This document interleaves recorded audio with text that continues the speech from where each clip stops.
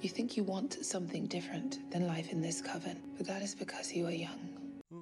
Okay. Osha wants to do it. She is old enough to know what she wants.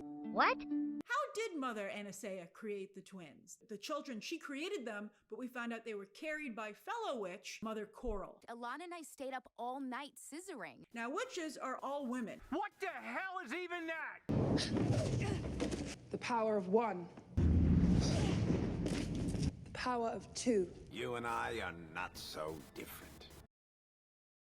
All living things are connected by the same thread. Liar!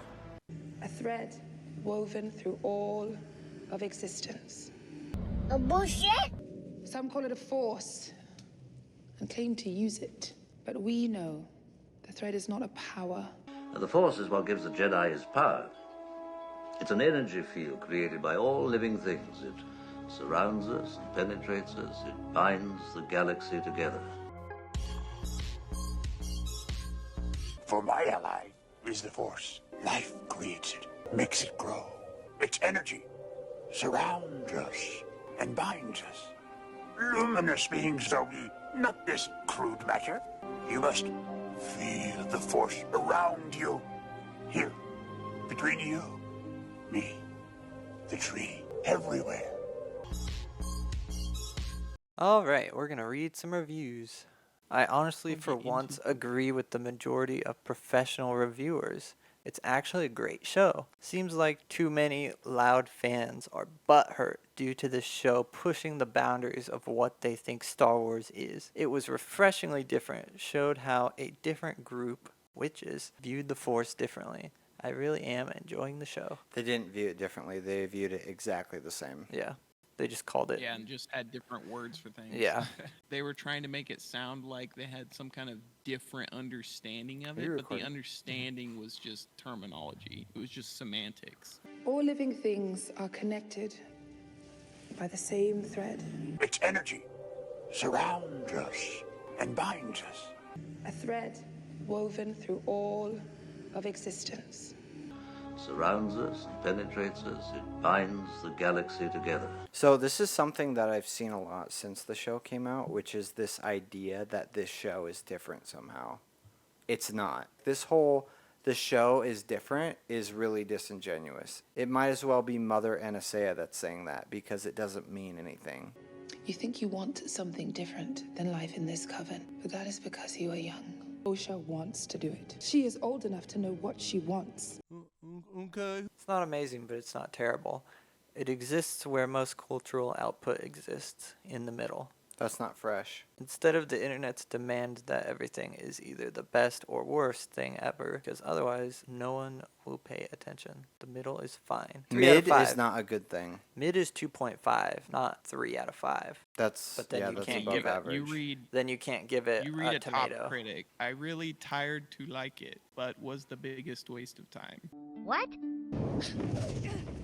The power of one. The power of two. The power of A ripping, nimbly paced action series that knows its audience and knows how to exploit this fandom's strengths and weak spots. There is virtually no action. I was like, what does that mean? Nimbly paced action Nimbly. If series? I don't know where by we're getting the nimbly you action mean from. 200 miles an hour. Yeah.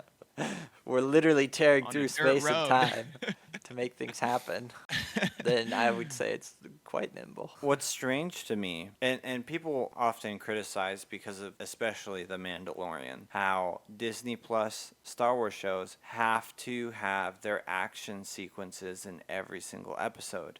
They'll have a short action sequence at the beginning of the episode, and then another action sequence at the end of the episode. This is like a Mandalorian blueprint, right? This does not follow that whatsoever. In 3 episodes, we've had May fighting Indara at the start of episode 1, and May fighting Soul at the end of episode 2. Yeah. That probably accounts for, let's be generous and say 10 minutes out of the 2 hours that we've watched. You know, I'd prefer it if they did more storytelling and character work than the action, but to act as if there's any action in this whatsoever is just not true at all. It's hardly even action. I mean, they're having a little fist fight. Unless we're counting every time May like attacked Osha in episode 3. It's just hard for me to take the fist fights seriously in Star Wars, especially when one of the characters participating in the fist fight has a lightsaber on their belt. It's just very strange. Of the 3 episodes I've seen so far, the third was definitely the weakest. It hasn't hurt my overall impression of the show because the Star Wars shows have all been a slow burn. So the backstory established in the 3rd episode will undoubtedly provide vital context as the show goes on. I'm excited to see where the writers and actors take us. People are way too quick to judge. I think by slow burn, you mean like not very interesting. Yeah. You know? Oh, it's a slow burn. This has not been a slow burn. This show has been progressing so fast. Yeah. They threw out the murder mystery instantly.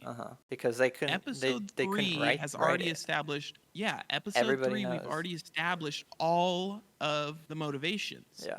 Except for the mysterious figure who's cloaked, right? And maybe the reason why. And that's only because we've seen him for a total, or her for a total of 3 seconds. We haven't got the plot twist yet, right? Which is going to be like what actually happened that we're misremembering, Right. know?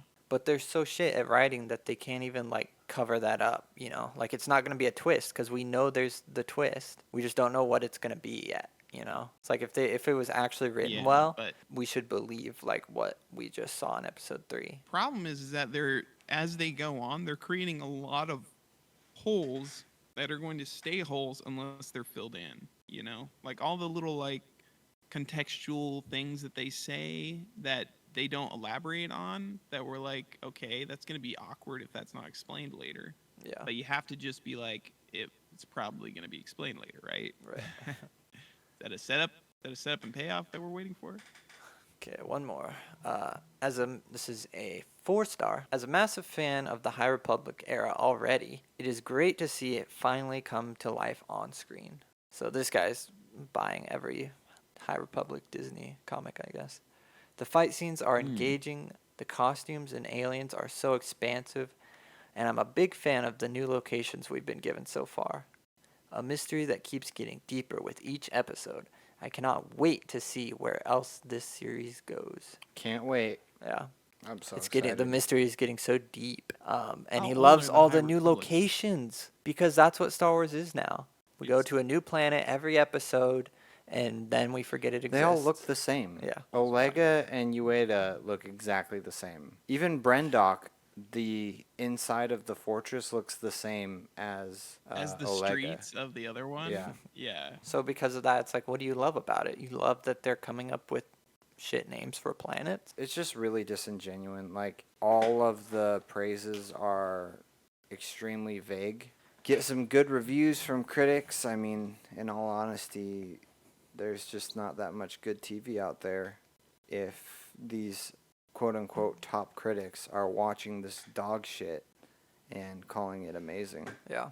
Yeah. Just think about the prequels, though. You have Coruscant, Tatooine, Kamino, Kashyyyk, Geonosis, Mustafar.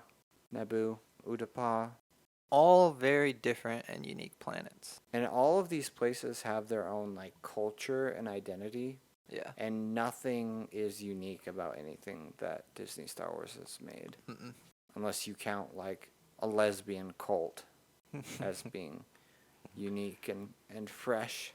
Yeah. Yeah, in episode 2, we went to a whole new planet, and the only thing we saw was the dusty streets of that tiny town. Because that's the set. That's what Star Wars is now in all these shows. They're all just like shitty little like western towns. And really what it comes down to is if you want to nitpick our own critiques, we will go through every single thing that just makes the show terrible. It's very straightforward. But let me tell you, if you're going to sit here and try to praise this show, your arguments are not going to stand up to the criticisms at all.